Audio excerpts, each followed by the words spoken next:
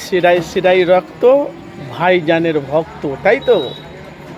এখন আব্বাস সিদ্দিকী ভাইজান বলছে আলহামদুলিল্লাহ, এখন আমারও নাম ধরে সব কামাচ্ছে।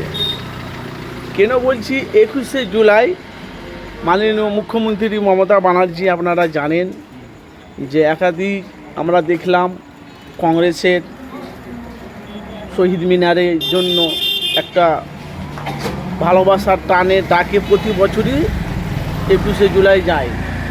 সেখানে আমরা দেখলাম যে মুখ্যমন্ত্রী মমতা ব্যানার্জি, যিনি আগে ছিলেন একই প্রাক্তন মুখ্যমন্ত্রী, উনি বলছে শিরায় শিরায় রক্ত, আমরা তৃণমূলের ভক্ত।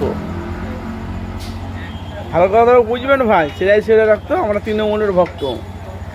আর এখন আব্বাস সিদ্দিকী ভাইজান বলছে জলসার মধ্যে, আমার ধার করে সবাই এখন আমার সব ধার করছে। কি ধার করছে?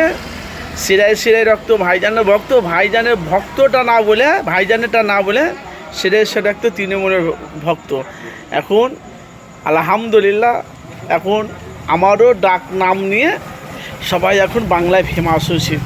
তাহলে এটা আপনাকে বুঝতে হবে যে আমরা দেখতে পাচ্ছি যে এই যে নওশাদ সিদ্দিকী, যে বাংলার প্রতিবাদী কণ্ঠ, এক ডাকে আপনারা জানেন যে দ্বিতীয়বার নওশাদকে এমএলএ বিধায়ক করেছে ভাঙড়বাসীরা।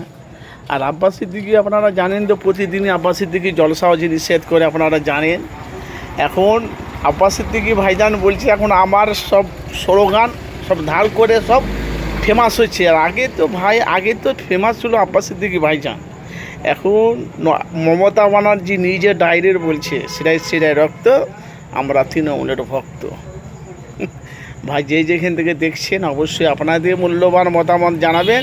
যেহেতু ধার করা স্লোগান, এটা কিন্তু আব্বাস সিদ্দিকী ভাইজানে কিন্তু ধার করে সব স্লোগান এখন চালাচ্ছে সব, বুঝলে তো ভাই? অবশ্যই আপনারা যেখান থেকে আছেন অবশ্যই আপনাদের মূল্যবান মতামত অবশ্যই